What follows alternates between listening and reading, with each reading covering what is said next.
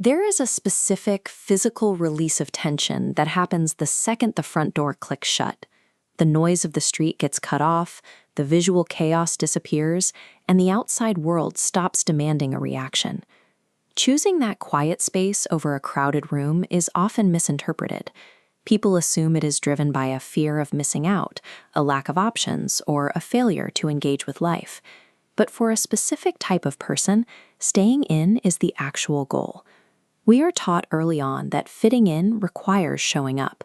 The dominant cultural message is that group participation is the only reliable metric for a healthy, functioning life.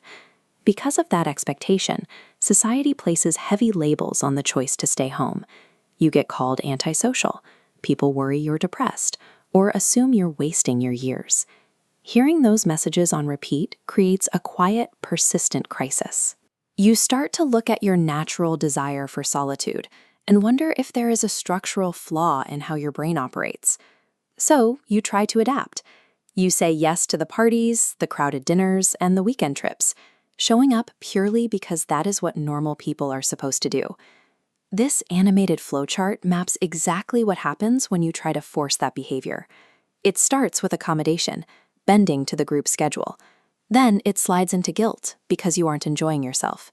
Finally, it bottoms out at resentment, with your internal stress escalating at every step down the chain. Through that frustrating cycle, a very clear pattern emerges. Interacting with groups, even with people you genuinely like, drains a specific energy tank. The only way to refill that tank is to be alone. It leads to a strange behavioral split. You can stand in a crowded room at 100 different events, but be completely emotionally checked out of every single one. Pushing yourself into spaces that drain you doesn't foster genuine relationships. It forces you to play a character, leaving you emptier than when you arrived. Personality neuroscience offers a completely different lens. Researchers do not view the preference for solitude as a psychological deficit. They view it as a distinct, legitimate physical configuration of the human nervous system. Look at this introverted brain wireframe.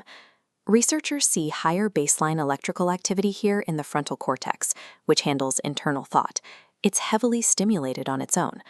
Compare that to an extroverted brain, requiring steady external stimuli to reach that exact same energetic level. This structural difference dictates how we handle information. A nervous system built for deep, continuous processing absorbs and analyzes everything in a social setting. That intense level of processing demands serious quiet time to return to a normal baseline. When an internally stimulated person tries to mimic the schedule of an externally stimulated one, their system overloads. Stepping away is a necessary biological restoration. This changes how we should view the concept of staying in. For a deeply processing nervous system, home is a carefully controlled environment designed for highly preferred, focused action. Psychologists call this Autotelic activity, defined as engaging in an action entirely for its own sake, independent of any external validation. That time alone gets poured into cultivating a rich internal life, space to focus on creative projects, expand intellectual interests, and engage in uninterrupted reflection. Guarding that schedule means protecting the exact physical space where a person's best thinking and creativity are allowed to happen. A massive psychological weight lifts the moment someone stops fighting their own wiring. The internal monologue stops whispering, "I should want to go out tonight," and finally settles on, "This is simply how I am built." You can put this into practice by naming your temperament out loud. Telling friends you require a lot of solitude removes the need to invent excuses, issue apologies, or feel guilty for declining an invitation.